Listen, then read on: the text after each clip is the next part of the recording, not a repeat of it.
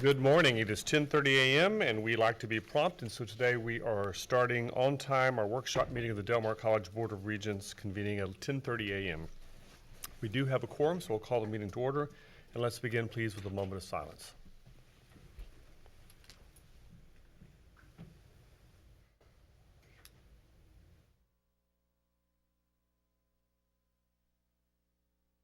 Thank you. Mary, would you lead us in the pledge, please? Allegiance to the flag of the United States of America and to the republic for which it stands, one nation under God, indivisible, with liberty and justice for all.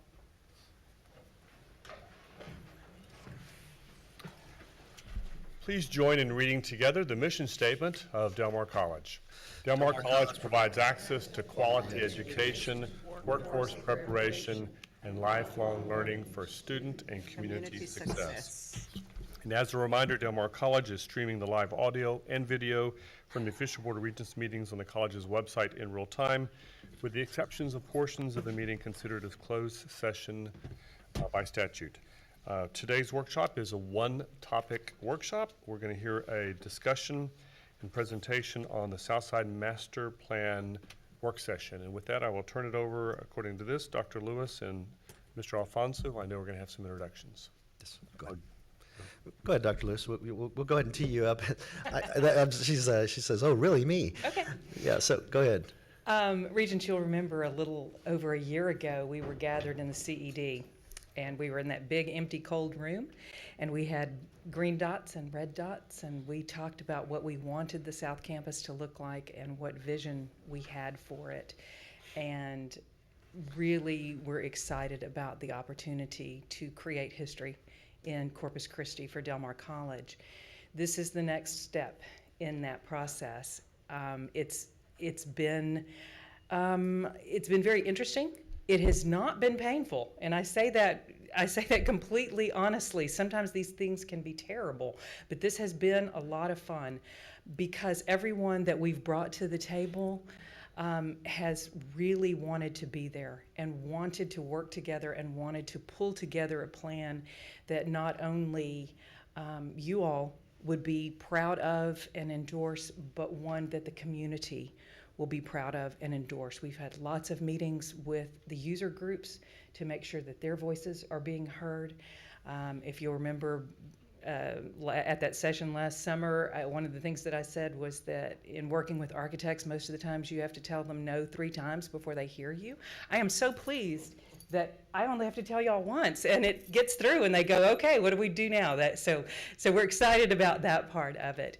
And I think you're going to be very pleased with what they are going to reveal to you this morning. I hope so. We're proud of it, and a lot of thought, a lot of heart has gone into it. I would just like to add, if I may, that there's 2 parts. Today's workshop is one, and we'll have a regular agenda item where we will ask for your consideration of acceptance. We don't ask. We put acceptance in there instead of approval because the project is not complete yet. Approval, acceptance at this stage is really what we're looking for. And so there'll be another piece of this discussion, and it'll be a much more condensed presentation this afternoon at the regular meeting. That being said, Alan Collier from Gensler is going to come up. Okay, Alan, standing up there. Let me invite you up to the microphone. And so I just want to thank Alan and his team for all the work that's gone into getting us to this point. It's been a remarkable process that has proven to be a balance of art and science, and it's incredible to watch. And I'm just welcome to the microphone and help us out here. Well, thank you, Dr. Escamilla. Thank you, Dr. Lewis, for the tee up. As has been said today, this morning's session is a workshop. And so I'm going to have the team present the where we are today in the development of the Phase 1. We'd like to think that the Phase 1 plan is very close to completion. We encourage your input. We solicit your feedback today during this workshop. So as the team is presenting how we arrived at this point, please inject yourself. Don't wait until the end. If you see something that you have a question about, the team is ready to discuss that, because it's going to be with your feedback, your input to this process that really completes what has been going on for the last few months. As has been said, there have been a number of meetings, and we'll talk about those. I want to applaud Del Mar College and its user groups and its leadership for being available during the summertime. Everybody's got vacations, it's a different schedule, and yet at every meeting it's been fully attended, and we have received the kinds of input and feedback that has really resulted in the plan that you will see here today. So thank you. I'm going to ask Paul to come up and then sort of talk about where we've been, and then we'll ask Philip to talk about where we're going.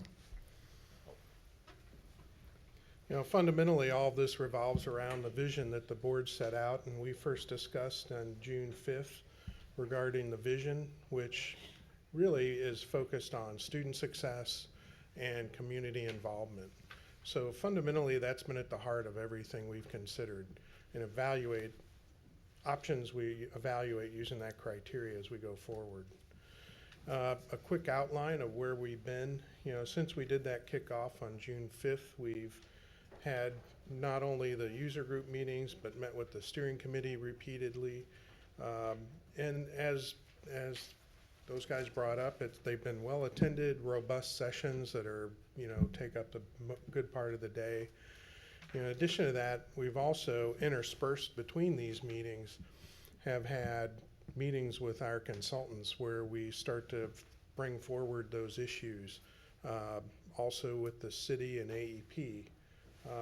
Philip's been crucial to a lot of that pre-work and essentially validating that the plan we have is going to be acceptable by the city and the utilities and the other parts that have stakeholders that have input into this.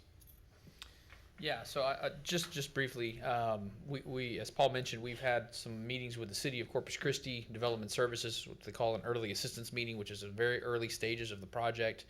That is a meeting where we are essentially assigned a project manager to the city.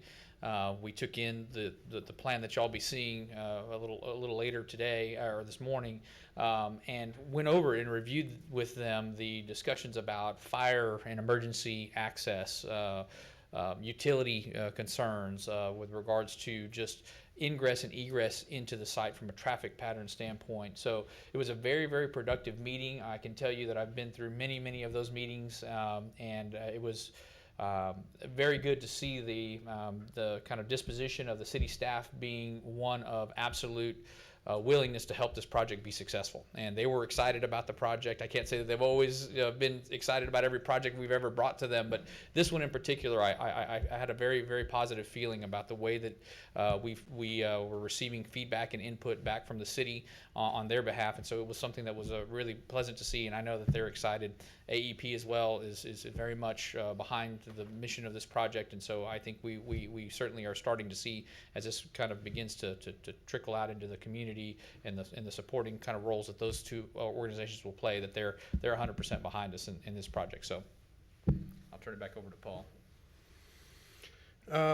Fundamentally, from a very high level, this is a gross program, about 280,000 square feet of space, comprised of the 4 buildings, principal buildings that'll initially be the campus, with 1,200 parking spaces.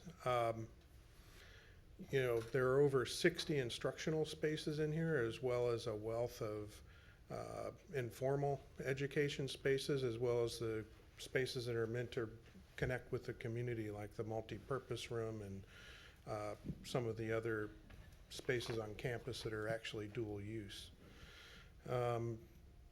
Luis is going to go through some of the major features of the overall master plan and talk about that and some of the science and the ideas behind how we got here. Good morning. I'm very excited to be here. I'm very proud of be working on this project. A beautiful project. You will see that it's coming. We're discovering while we're working with the user group and the steering committee, and it's becoming every time more beautiful. So I'm very proud of showing this to you. So when we say that we are using the vision that the board set up, when we refer to, there are some points that talk about this being a home for students, or being a space that receives students and welcomes students. It's not something that imposes you. on the other hand, is receiving you and welcoming you. This is a view that we're flying over Yorktown, and you will see that the main feature is that we have a courtyard. We have these 3 buildings aligned, creating that courtyard. When we're driving on Yorktown, it will caught your attention. What is happening there? And hopefully we will see students under the canopy, and that will bring people attention to it, and the sense of discovery, wanting to know what is happening there. That's how we design cool places where people see people. That's a place where they want to be. So one of the main reasons that we were speaking about having that courtyard and introducing a water feature there, you will see later in our sustainable studies, the wind plays an important factor, but also having that water feature creates an interesting space to look at and for students to gather. So at the left, we see the main building. On the center is a STEM building, and the culinary arts is on the right. You'll see that culinary is closer to Yorktown. We want that program to be very prominent, to be visible. We know the importance of that program is one of the best in Texas, so we want it to be visible. And then also the program, it will be able to work independently from the rest of the campus. So we want that connection to the street and to be very close to the street. The main building is to the left. Once we enter this road, it will appear to your right. So it's not a facing building that is standing 4-story, 5 stories tall, creating that students being afraid of walking into the building. It's welcome you from the side. So you will discover when we go through it. So now we're rotating our view a little bit more towards Rothfield, and we see the culinary arts building. And there's something that we're trying to work in how these buildings are approaching the street, is that we're breaking the scale. The lower buildings are closer to the street, and then they're elevating in height while we go back. Talking about the master plan, and we're going to go into more detail about this, the reason these streets are here is because they are lining up with curb cuts that are existing, or other streets that are existing on the city.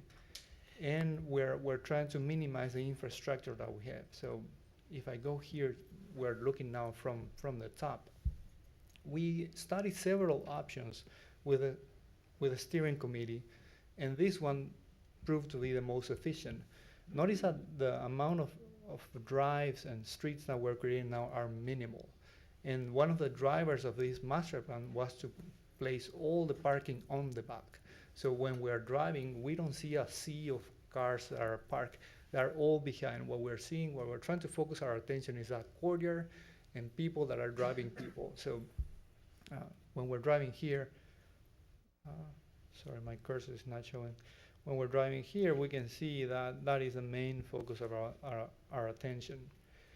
Also, I will explain later with a wind study that we did. And notice that the courtyard also is opening their arms, like receiving people. This is your home. Come and be welcome. So before we had a straight courtyard, and then we discovered by tilting it 10 degrees to each side, first it creates a welcoming effect, and then it will.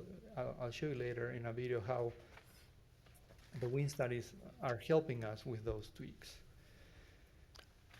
One of the considerations that we had was, what if we started with the first phase on towards Rothfield? And we found that we were going to build more infrastructure on the beginning. And it was a desire of the steering committee also to place the building on the center of the site. This is a very big site. And from day one, we want to have a presence that the building is finished, of the campus is finished. We don't want to see something that is going to happen in the future. This is it. So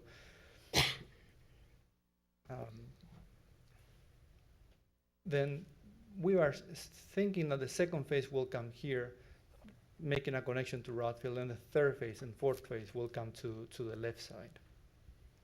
Luis, before you go on, if you could go back a slide, on the opposite side from Yorktown, there's several roads in, which one of those goes into, is it Bill Witt Park, I think that's across the way? I believe it's this one, Okay. yes.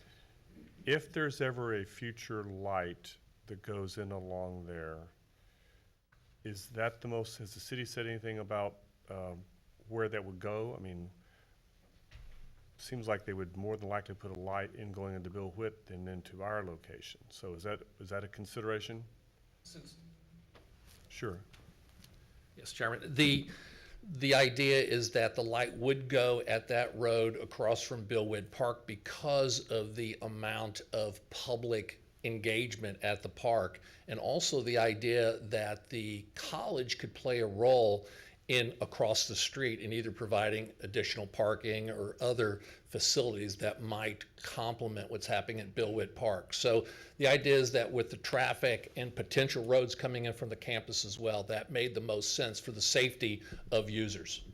But then, even though I do like it, this plan skewed more to the right, it means we're less likely to ever get a light onto our property because there'll already be a light down there at Bill Witt.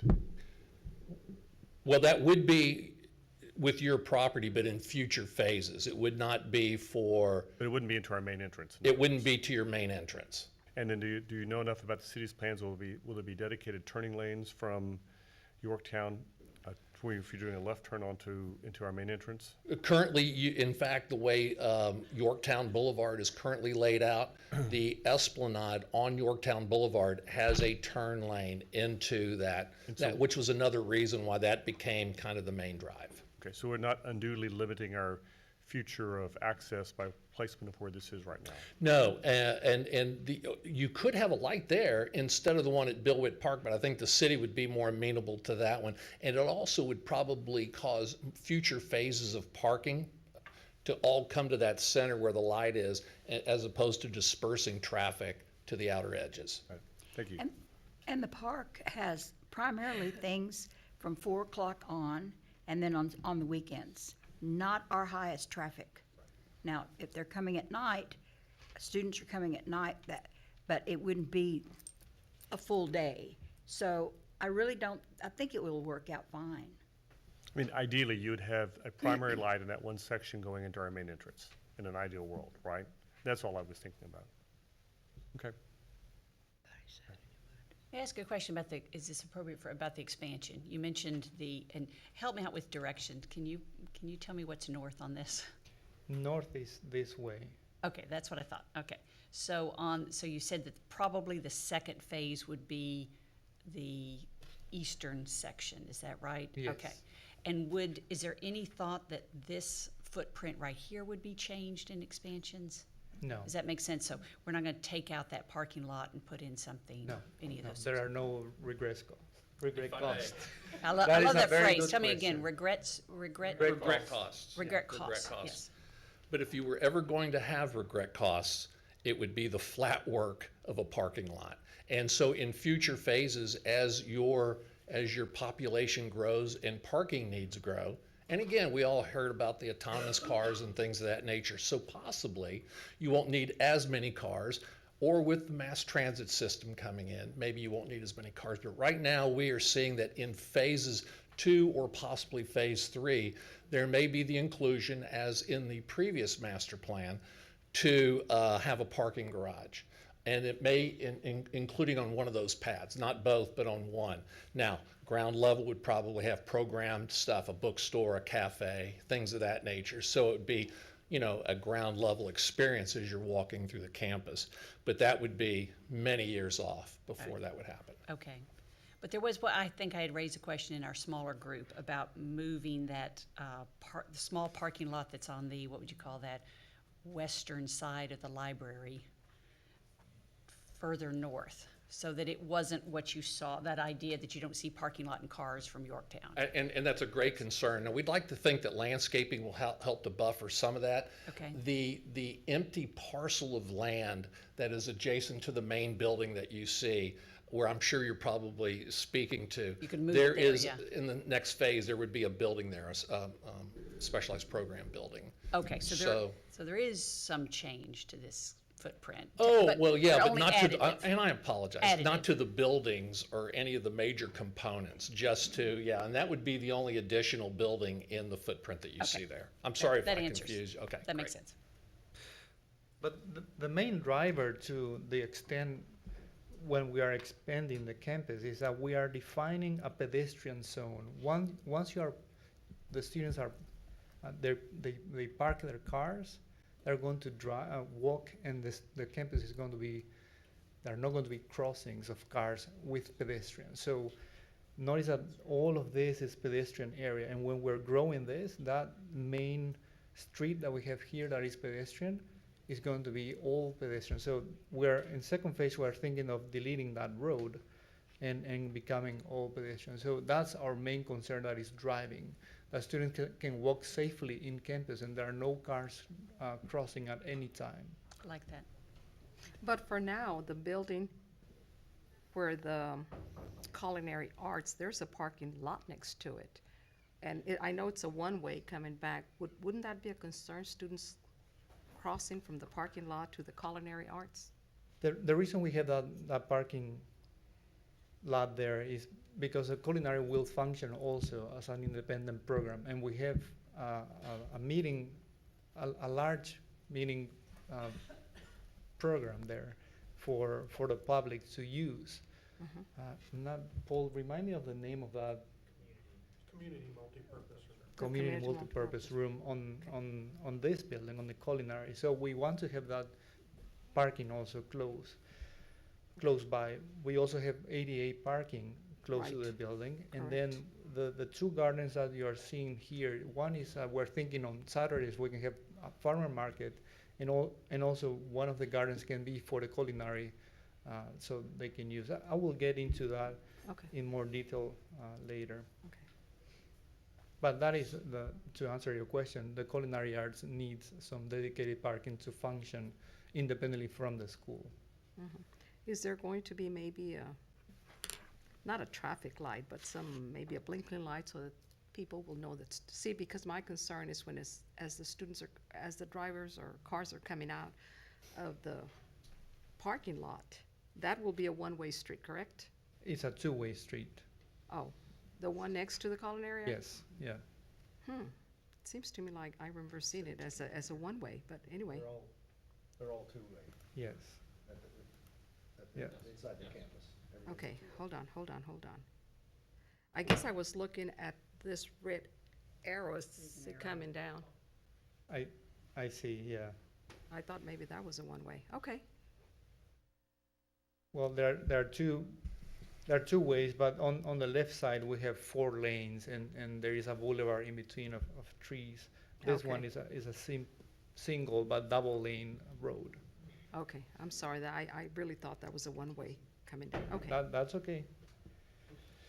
So going into more detail, we have the A signified here as the main campus entry. With that, we can go to a drop-off area next to the main building. And through the main building, we're going to show you later that there is a breezeway that our concern is that when we are dropping off people or when we are getting to the building, that we can see the whole campus. Through this building, there is a breezeway, and then we can see the dining right across. So that feeling of being connected, that you see your friends and we are all here. So the building is not creating a secluded space. In all times, you can see through and see your friends and peers in campus. There is another campus entrance for the Culinary Institute here on B, and access to the parking on both cases from A and B. C is where we're placing all the consolidated service zone. So this is where our big trucks come to deliver the goods for the culinary and for the dining and for the whole campus. We have some goods coming for the STEM building that are being dropped off here. In that way, we're consolidating everything in one place and being more efficient, not having several service entries. If we go to the next one, this one is showing the covered loggia that is in between these buildings. So when we want to walk through buildings, There's going to be a roof that is protecting you from the sun and from the rain. And these spaces are very public. This is where the students, spaces, that we envision students want to be. I mean, we are in Corpus, and this is a livable city on the exterior. So let's use that, and let's create an opportunity for these interactions to happen.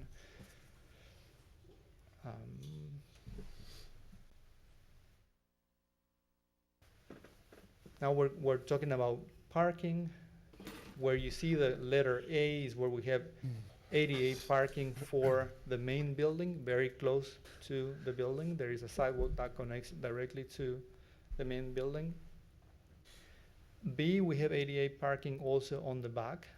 Notice that there is an entrance for students here on the center, and that covered loggia extends and receives also students that are coming from the north parking space. So we're dedicating a ADA parking space or very close to that entrance as well. C is campus parking, the 1,200 cars that are going to be parked there. We have on D, the ADA parking also for the culinary, very close to the entrance. And the culinary parking is the E, as we spoke, for community events and weekends gatherings on that area. I have a question. Yes. What about faculty parking? Are we going to be That is a including it question in that we, C? yeah, we're considering that some of the first rows we're going to be dedicating for staff, but that's something that we're still working out Okay. how it's going to happen. But it will come from the steering committee directions, how we're going to allocate parking for staff. Is there a law that dictates how many handicap parkings you have to have? There is, yes. What is the amount, or Paul, there's something that tells you how many parking places you have to have for a building? I will or a defer to business? Paul Williams for that. You know, it's under the ADA Act. I believe it's 2% of all your parking, and then another allocation that has to be van accessible. So we'll be doing that calculation and starting to allocate it around, you know, it won't all be in one place. There'll be some in the big parking lot, some by the main, and some by culinary, just to distribute it most conveniently.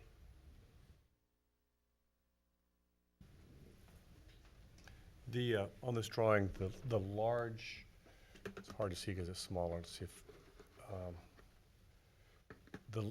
I assume that's an extra wide sidewalk that's parallel to Yorktown between the buildings, yeah, and the parking lot at the very back. For the This right one, there. yeah. Exactly. That is what we call Main Street, yes. Okay, so at one point in our small group meetings, I think it was Regent Scott that asked that while we're focusing on this, the phase one, we're obviously creating a master plan that's going to dictate, drive, at least influence what happens in later phases. Yes. And so far, all there was a reference to the green spaces where it could be. And in looking through the packet, I didn't see anything that would show, like y'all did on the first master plan, it would show in later versions where potentially buildings could be, and I understand that. But I think this is a good point to ask. I mean, is that sidewalk there? I mean, how are you envisioning this connecting through to the other pieces, even future contacts over to, you know,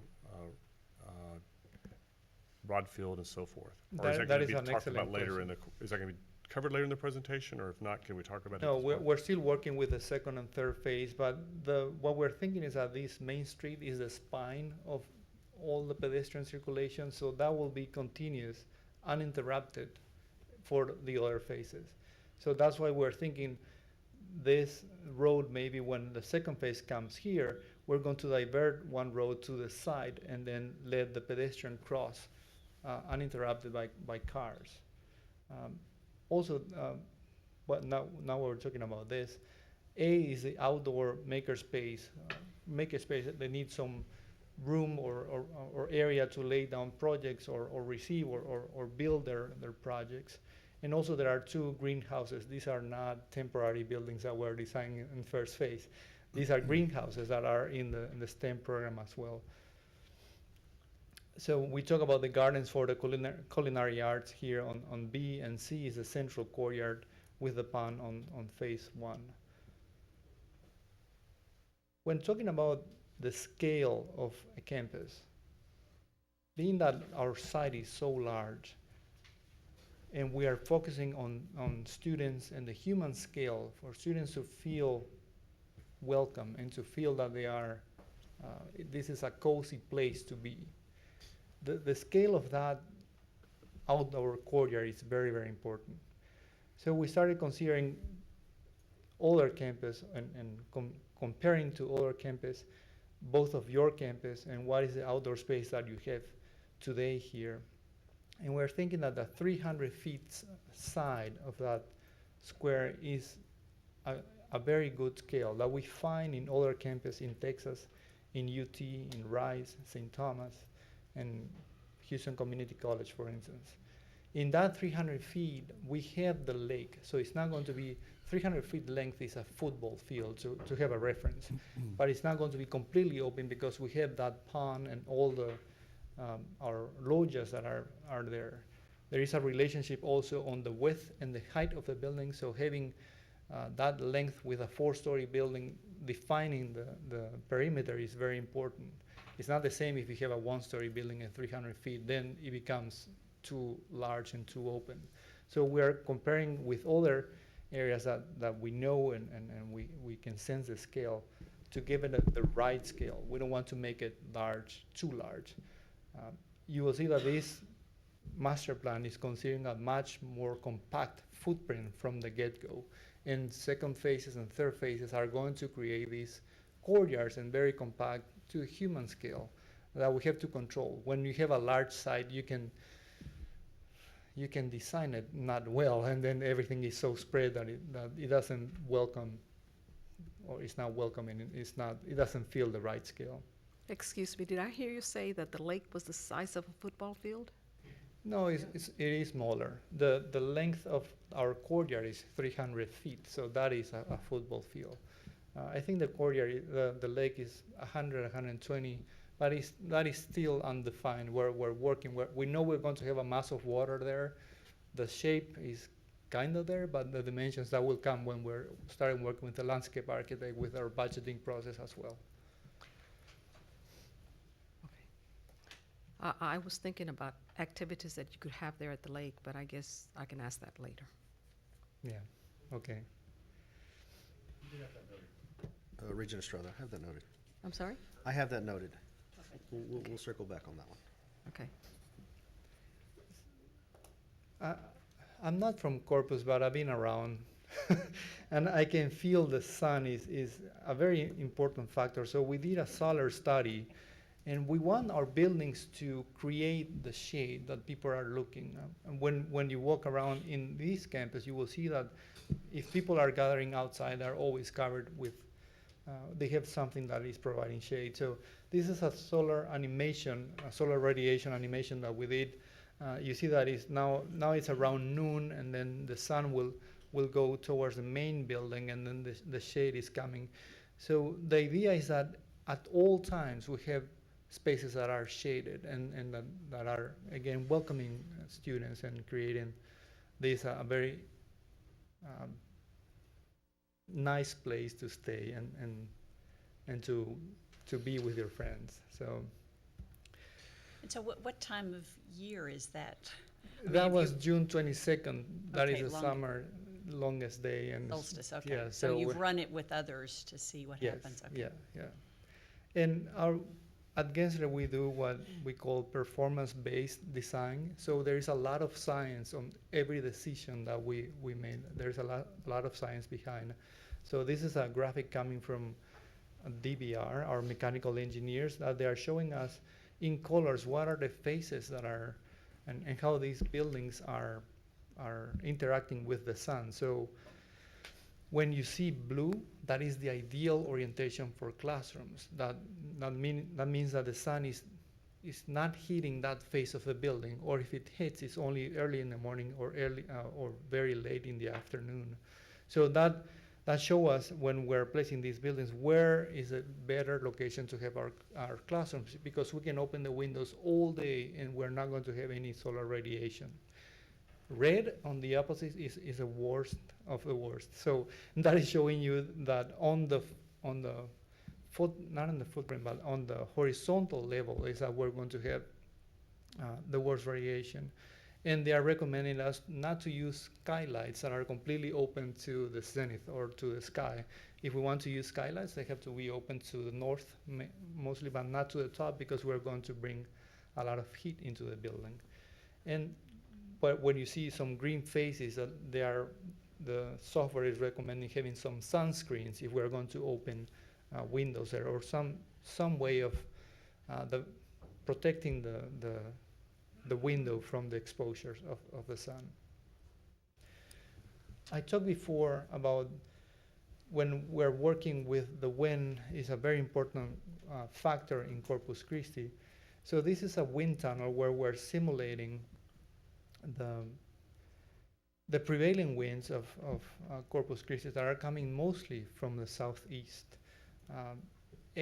10 months of the year. There are 2 months that are coming from the north, and I'll explain later what's happening there. But when this is a trial and error exercise. We had our courtyard, and these buildings were creating a shape, and we started moving the pieces to see how it performs. When we did this tweak is that we found, and through several iterations, that we have the wind going over the lake that is going to have, the temperature is dropping near the water, and that wind is picking up the temperature from the lake and then bringing back to the loggias and the places where students are going to be. So we have several of these iterations, and by trial and error we found what is the one that is working the best for having to control those strong winds that we have sometimes in Corpus, or a lot of times, but also to have breezes that are desirable. So creating the tweak here, rotating the culinary make that big impact, opening the mouth of here where the air is taking, and then creating the breezeway here and here allows the winds to flow and go through the building. It's not creating a complete shield because we want to have breezes in our courtyard. We don't want it to be a stagnant space. And also these rotations of these masses created the rotation of the wind over the water, which is very, very important to alleviate the temperature in that courtyard. When in the winter is the only time that we're trying to fight winds coming from the north. And that's why we're placing the central plant right there. And there is another animation that I didn't bring today for sake of time, but the wind is coming, hitting the central cap and diverting the building to the other side. So we're trying to create a warmer space in the courtyard during winter. So that's the reason why we located the central plant where it is, but also because it's equidistant to, let me go back to the other floor plans. The central plant is equidistant, it's in the center of the campus, so when we're expanding to the other faces, it will be it's the most efficient way of running lines, chill water lines to the other buildings. So a combination of factors, the wind coming from the north and hitting the building and diverting to the sides, and also being equidistant to the other faces. So at the end, this is the view that we have today. A building that you will see is very well articulated. It's not a massive building, although it's 280,000 square feet. It's a lot of building, but we are breaking it in smaller pieces and creating this very welcoming space. I believe it could be one of the best campus in Texas. I'm fighting for it to be. We're still working, and we're having a lot of fun, and I'm very proud of what we have so far. I hope you like it, and if we have some questions, we're welcome. We're here for all of us to answer all of your questions. Luisa, there, Mr. Chair. Right, I like how we're emulating on a small scale our basic environment that we're in. You know, capturing the reason why we're a few I went and studied after our last meeting. I went and studied the maritime influence and all this other stuff, and how the Gulf of Mexico cools our part of the country and keeps us warmer in the winter months because of the temperature, and using the temperature of the water with the wind in combination. That's exactly what we're doing here. We're emulating. That is a mini Gulf of Mexico there. Yeah, is what we're doing. We're creating a microclimate here. We are, yeah, and it's really, really neat, and we appreciate that. we know when you got here, when we first started talking about the influence of the wind, we said, no, really, it's really windy here on average. You got to understand. I noticed that. And on average, I think we're 13 or 14 miles an hour, which is one of the windiest Yeah. cities in the country. Yes. And so to maximize that opportunity has been a learning experience. It's just been fascinating, first of Yeah. all. And for it to literally affect the students' physical presence there is going to be incredible. I challenged the architects. I said, look, when this is done, I need to be able to walk my mom through the campus, and she needs to feel comfortable, okay? and she and her friends, they need to be comfortable wherever they are. That was the litmus test. We forgot to put that in the vision statement. Oh, it's in there. It's just very subtle. No. So anyway, the thing is, I've not been a part of a conversation like this before, where the science has been elevated and really factored in with our natural setting. So I thank you for that. No, thank you. Luis, you said, I think there's 230,000 square feet? 280,000. That's what I thought. Yeah. Okay, growth. Dr. Scamia, since you were talking about your mom, have you all decided where the campus security office is going to be housed? So that's in the programming. Yes, the answer is basically in the building. I want to say it's in that front entrance part, Paul. It's on the north end of the main building. North end of the main building. Okay, Here. okay. The security office is right here on the main building. Idea is that their cars can be parked out here and they can have cars entering the center of campus. Can you show her? Can you put the arrow to it? Yeah, Paul is saying that the idea is this is the center of the campus when all the master plan is completed with all phases. It will be the center of the campus, and then we can have cars parked also here that are for security reasons. The cars of the security staff that are the golf cars, and they can move around. So another example of things being centrally located for future Yes. phases and opportunities. There are a lot of aspects that are, this is like working with a puzzle, and when things start to fall in place is that when we know that we have a good project. We were considering also having the main building on the other side. So what is the decision of having the main building here and the main roof that is too high, 2-story high, is because we talked with the steering committee, and the desire of having, for instance, a concert or at 6 p.m., not having the sun, scorching sun in your back. So the building is acting as the shade, but also is welcoming the winds coming from the southeast. So that's where we thought, oh, this is where it has to be. So again, it's a puzzle. All of these pieces are coming together and creating one solution that we are discovering in the process, working with the steering committee and you. Could you go to, in our packets, it's page 14. I don't know if that's the same as there, maybe 2 slides forward. Okay. So talk a little bit about height of stories and massing, and since the Regents did some small group sessions with you, may know a little more, but I want to be sure we cover this for the folks that are either in the room today or watching on TV, or we'll look at this broadcast later. Sure. As stated before, one of our ideas was to, when we are approaching to the street and where people are coming from, the buildings are at a smaller scale. So we were thinking the culinary might have a 1-story or 1.5-story. The dining area is located here, very prominent. So it will be glass and transparent. Then it becomes a 2-story building here at the center. The stem is a 3-story building, is more towards the back of the campus. And the main building, because of its presence and its importance, is a 4-story building. The library is here on the center like a lantern, so it will be mostly transparent, and it's a space that we're envisioning will be a 24/7, so we will see all the students and that light and that transparency in the library and all the poetry behind it of being all where the knowledge is, and it's opening in receiving people. We're also envisioning that will be the place that where it will be lit at night and where we can see the activity happening in the campus.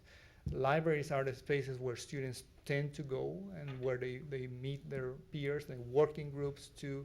It's not only where we have our books, but it's where all the activity, the central activity of the student body is happening. So that's why we wanted to give it a very prominent location on the campus and to be visible, like a jewel there in the campus. So going back to your question, this is a one-story building, then two-story, three-story, and then four-story for the main. And on the right side or the east side of that, the only really passageway between those buildings is up a little bit where we see a little bit of green space coming through. Right, This no, one? going to the east.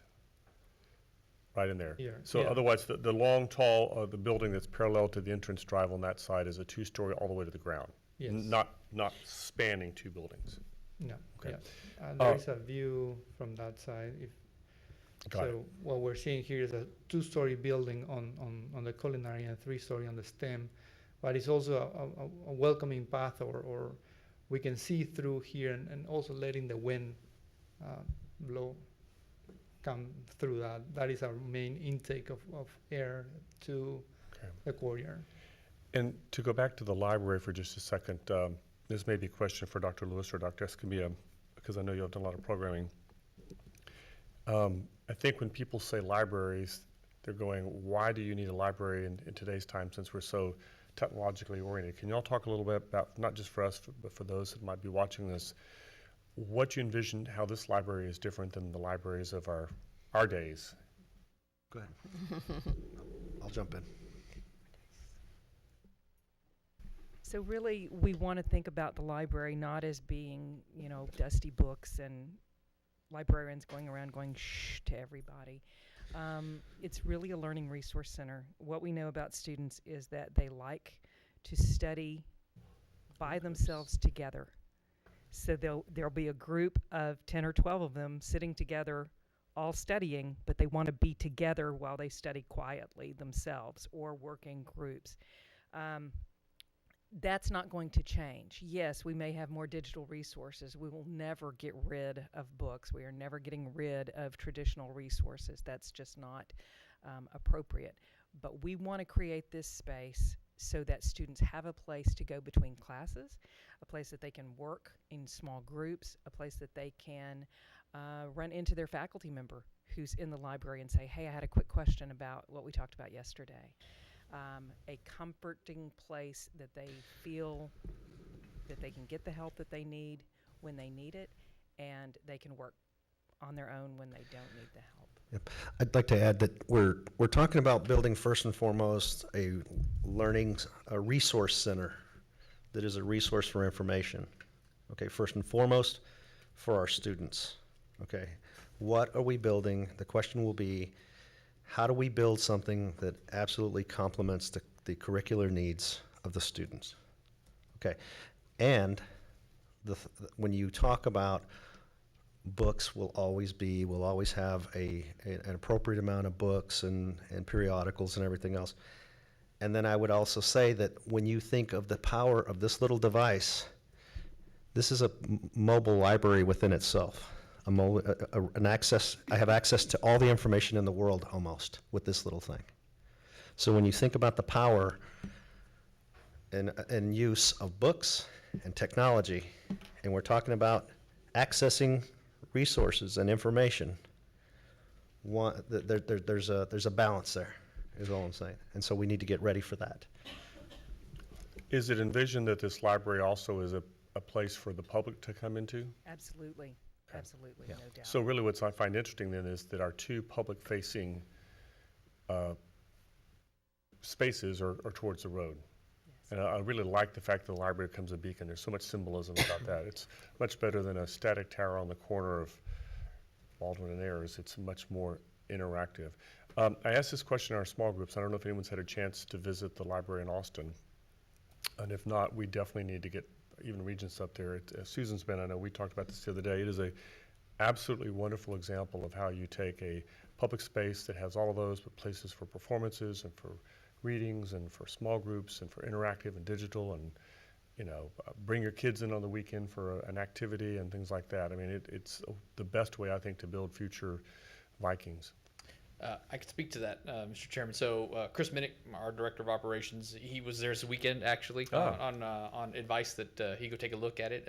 Just kind of was fortuitous that he was in the area, and so we're meeting this afternoon after our meeting collaboratively. So we'll make sure to get his insight, and I'm sure he'll be able to kind of explain what you and Regent Hutchinson have already experienced over there, and we continue to hear good things about that. But I think, to your point, is that it's the variety of ways which you can experience that space. It's not, there are some, semi-private type spaces, but there's also, a community aspect to it. So, And the it's connection to the outside there on Town Lake, and we have a Yes. connection here, and the outdoor spaces and an outdoor terrace, which is just phenomenal, and it's just everything I could imagine this could be. I'll remind everybody that we talked about inspirational spaces when we were coming up with some basic core ideas and values about this place. I think all spaces here will be inspirational at some level. I think the library or the Learning and Resource Center will certainly be that. Also, the theme or the method that is being, or the context, the approach of it being quieter, the higher up you went. As you contemplate more and get more into your studies and or your own aspirations and thoughts and ideas, that it goes from a busy, bustling, maybe coffee-filled air kind of space on the bottom, and as you move up, it gets into a quieter and quieter zone. That is a theme that I think we can do all kinds of things with. One thing I think we need to keep in mind is that Del Mar is special because we have students that are 17 years, 18 years old, and students that are 60 years old. And just like in the classroom that we have different learning styles, we're going to have a lot of different learning styles, and that library is going to be a resource place because a lot of our students don't have that resource at home. Lots of opportunities for those partnerships from the kids that are in those elementary schools. I think Dr. Elif and I talked about 20 different campuses that would be within a very close few minutes of this location there. And so levels from pre-K all the way up through the major high schools are located out there. Dr. Scamia, this is why I was asking about any activities that we could have at the lake for future Vikings, like Mr. McCampbell says. I'm thinking maybe fishing tournaments for kids. I mean, things that we could do there, activities for the kids. So I think it's gonna, we talked about that, and it's gonna be determined by the nature of the water, the nature of the landscaping, and the approachability, really, of that whole thing. Is it a place that we can sit down next to, or is it a place that we're gonna, and it is largely driven by budget as well. So we have to factor in a lot of different things at this point, but we'll have that we have that as part of the scheduling and the programming of that lake as well. I just want to add, and to your point, which I think is a great point, whereas before the lake was on the corner and it had a very different purpose than it currently does now, because this one serves all the buildings. To your point, this is very similar to the lake that we introduced to the Bush Library Complex at Texas A&M University. And so where you have the School of Government and Public Service, and then the library, and then this is at the base below, and we stocked it with fish. And we have one of our employees who has actually been down there fishing when President Bush came up, and they worked on their casting together. So we stocked it. We can definitely stock this, Yeah. but probably not with redfish, Dr. Escamilla. And that is what I had in mind. Fish, at one time- maybe a firework display at one time or another. I don't know, but go ahead. Sorry. At one time, we had seen some of the earlier drawings, some kind of a fitness center. Is that to be in a separate phase, a different phase? Not in this phase, right? I believe so. That's in a future phase. Region Yeah, Rep. we're I seeing don't- drawings of that, but I think Yeah. that's when we were looking at the whole. Part of the overall, Yeah, the overall. original master plan, but if it currently is programmed, that's not. An outdoor part of it. pool and a few other amenities such as that were, in in phase other iterations, we had talked about that, along with some basketball courts and those sorts of things. And those are things that can quickly come, when I say quickly, can come at some point at an appropriate time in the future. At this point, what we're trying to do, and still, With those things on the table, we're trying to focus in on budget and operations and getting our basic core operations established. Still, all the while having a fitness, walking opportunities and those things with neighboring amenities, the parks and so forth, because there are trails all the way around, all throughout the neighborhoods on both sides of this location. What about art? Is that to be discussed at a later date? Yes, I mean, that's certainly something we're discussing as we begin to put more detail into the overall plan. This is the master plan portion, but as the buildings start to get architecture and the spaces start becoming more refined, we're going to be looking for opportunities as to how to incorporate the art region style, whether they be freestanding art or incorporated into the actual architecture of the building. So those are things that we absolutely will still continue to look at. That is a big part of, and we've already begun talking about that. In fact, looking at some basic sketches that Luis has put together in terms of incorporating art into the actual physical structure. And so what the overall, just kind of, if I may restate it, the purpose for today is really to get a point from which to establish this basic footprint, this part of it, and then to start preparing for future, what future possibilities will look like, future phases and so forth. But the main piece and what we're going to be looking for today from the Board of Regents is this the point that we leap off from and begin the architecture part of all of this. So this is not the architecture of the buildings, this is just an idea? Well, so can you describe that About better? the next few phases, Yes, that's yes, what'll happen over the rest of September for us and October. That would be Well, helpful. What these massings are showing is the square feet that we need for 280,000, how we're going to distribute. So the appropriate amount of square feet is here in each building. So we don't have surprises there, the STEM building is larger than what we thought. No, everything is already here in this. So what the master plan dictates is where the buildings are going to be located, where the courtyard, how students are interacting, where are the parking, how they are coming, how these buildings are connecting with each other, where the service is coming. So that is the first part that we have to do to set up the foundation of what is going to become the building. At later phases where we're already doing that, we're going to start defining and refining these buildings in much more detail. What is the materials of the walls and what type of glass?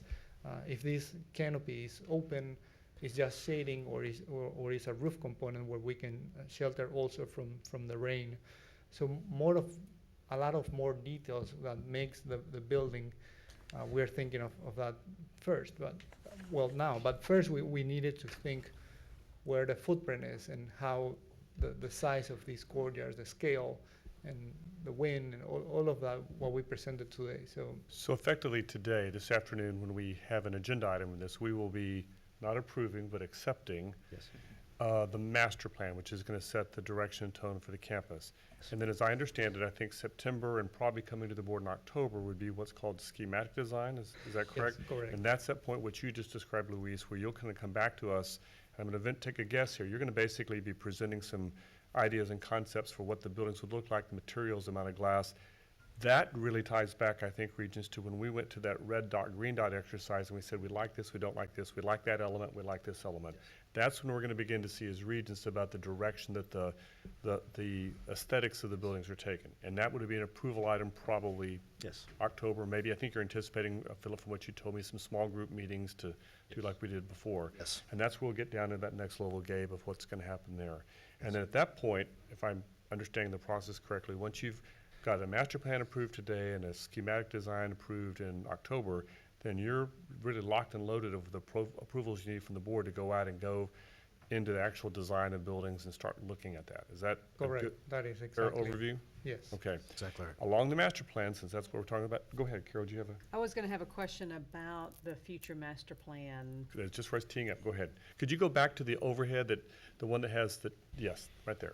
So given the original plan, and this is the next evolution, correct me if I'm wrong, but is there a portion of your scope that helps us look at what future expansions might be. Absolutely. Okay, and so when might those discussions happen? I realize I'm asking a question that you've not had time because we're focusing on first phase, but when do you think we'll see, so we can begin to have an idea how this first phase fits into future phases? That's a great question, and we held back. It's pretty well completed because we knew that from previous meetings, as we worked with the steering committee and others, that we need to look at what the next phase will be, because you can't design in a vacuum and then hope to God that the roads really work for phases 2 and 3 and beyond. So we'll have that completed. We probably have another meeting with the steering committee to just go over some of the finals, and they do include things like fitness centers and a pool and tennis courts and things that support, I think, the larger culture of the campus, with services and amenities and all. So we will be presenting that over the next couple of meetings, get some final input, obviously to get your input as well, and then we will then finalize the plan to make sure that it accommodates all the square footage projected for future phases, all the parking, and all the circulation as well. So now let's talk about a process question. I think based upon our small groups that we had, we thought that was going to be presented today. I personally am a little uncomfortable saying we're going to accept or approve this, not knowing what happens after this. But I guess we could in this afternoon, depending upon the vote of the Regents, accept the plan that you're showing us with the understand that hopefully in September, before you go to schematic design, we would see the rest of what you're planning for those green blocks, because if in flushing that out with the steering committee, if something changes and you've already got our approval for this, then we have to unapprove and start over from a governance process standpoint. Okay.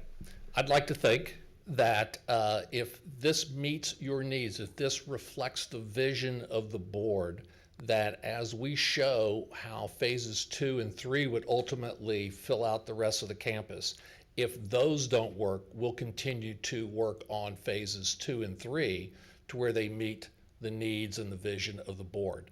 I'm pretty confident that they will, as we are developing right now, because again, it's had a lot of input from a lot of people. But this will allow the team to go forward with developing the landscape, developing the engineering aspects of it for phase 1. I want to be careful that we approve what we're calling a master plan when it's really not a master plan. It's a phase 1 plan. Yeah, and I'm so sorry if our that... motion this yeah. afternoon probably needs to be real clear what we're accepting or approving, because we're not approving a full master plan like we did what you brought to us before, because we don't have the master plan. Absolutely. But we're approving an interim master plan or first phase master plan, which allows you to do the work on the rest of the master plan and move forward with confidence that you're going in the right direction. Correct. That's really what's happening. Correct. Okay. That makes sense. Okay.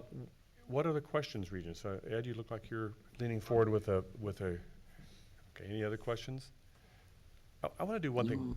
Go ahead, Gabe. No, I mean, I'm just saying I like it, but at this point, are we looking at a schematic design?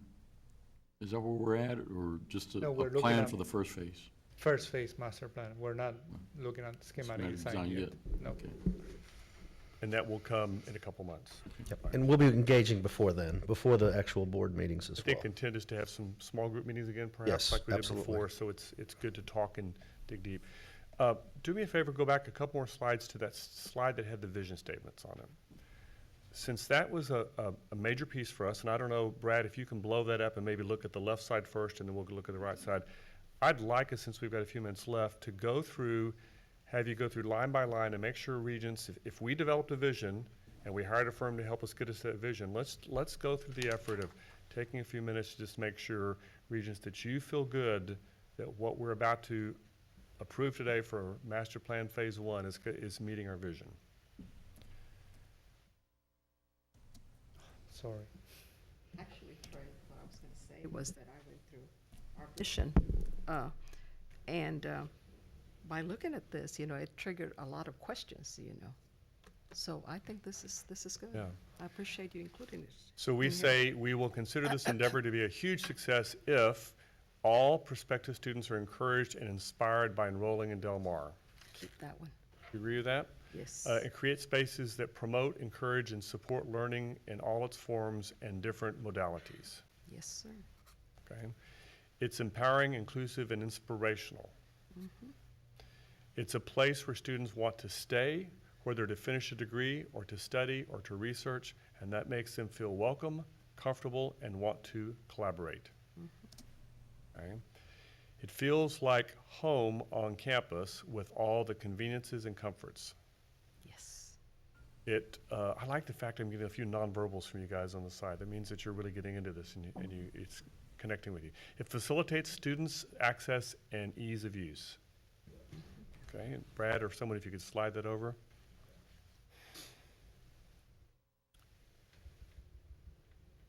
It's like reading a teleprompter when it's moving in front of you. We will consider this endeavor to be a huge success if the campus provides a front door and supports wayfinding. It redefines what the Del Mar College experience is and gives students an opportunity to experience college in a different way. Yes. Yep. If first-time in college students are enticed, not intimidated by the campus, quote, "Wow, isn't this cool?" And That was Sandra that said that out. Andrea, and I think that's right. I think I can hear from all of you, we're already seeing coolness in this.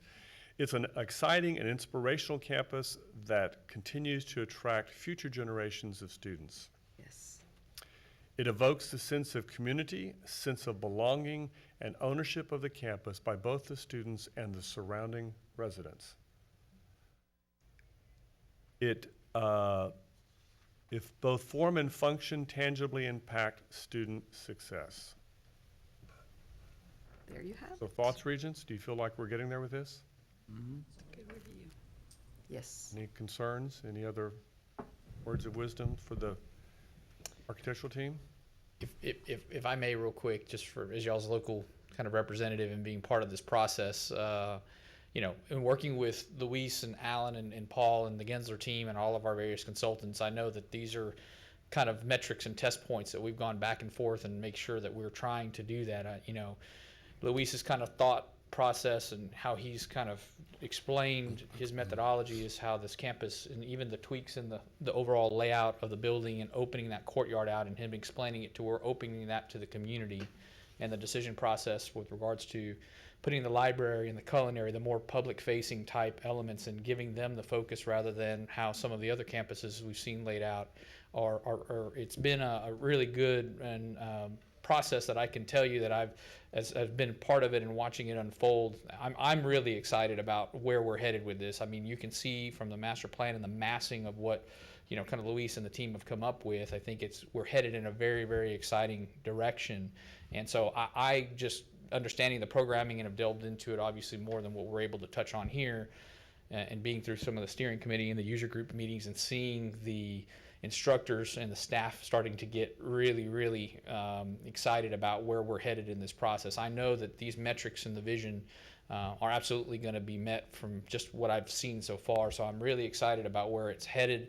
I think are going to create a campus that truly is a landmark for this part of town. And obviously in my other prior life in the planning side of things in the planning commission, I know that the growth, and as y'all's vision is clearly shown, that the growth in this area and this part of town is only going to continue. And this is, I think, going to be a real true, if I dare say, almost a cultural kind of center that's not only fostering learning but other various community activities and set the stage for continued development to support the overall community, not just from a learning perspective, but also from just a community asset as well, and a role that y'all fill so well. So, thank y'all very much for allowing us to be part of this process, because I'm really excited and proud to be standing here with this fantastic team and how well it's really thus far worked together, both with y'all's terrific staff and administration and y'all's vision and kind of guidance on getting us down this road to set forth on this campus. So thank y'all very much. Good.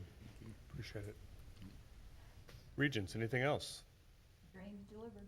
Dreams delivered. There you go. Appreciate it. Thank you. Thank you, Team Gensler. Thank you. At this point in the agenda, we'll open it up for general public comments. Is there anyone that would like to address the board? Whether you've signed it or not, this is your opportunity to come forward. Okay, hearing none, we will oh, I'm sorry. Please come ahead. I've never been to one of these. Sorry. Thank you.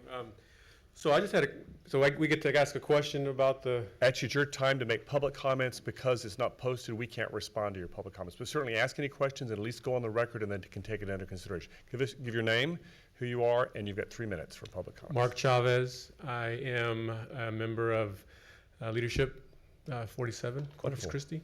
Great.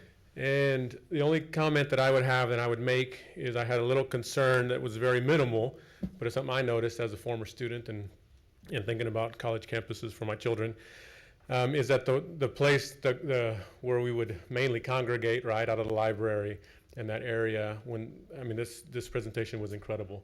And the solar presentation and the wind, and it was amazing. So the sun came down, and I think for me, what I would perceive as the most used area for congregation outside of the building. My only concern was that the wind was whipping through at about 20 plus miles per hour.